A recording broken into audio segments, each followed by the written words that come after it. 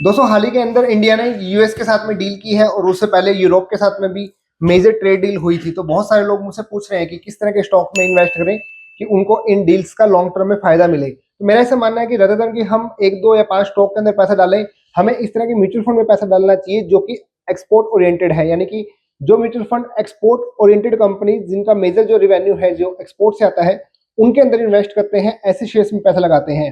तो मैंने कुछ ऐसे म्यूचुअल फंड आइडेंटिफाई किए हैं जिनके अंदर आप पैसा लगा सकते हैं, आप नोट कर सकते हैं। इसमें सबसे पहला आता है ICICI Pru export and services. ये जो म्यूचुअल फंड है वो मेजरली जो एक्सपोर्ट ओरिएंटेड फंड्स है उसमें पैसा लगाता है।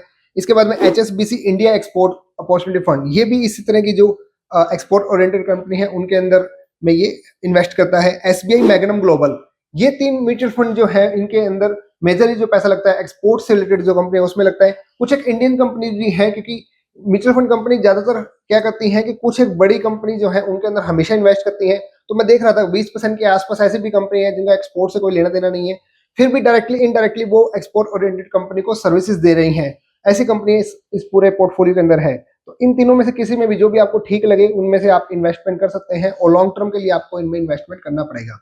Thank you so much.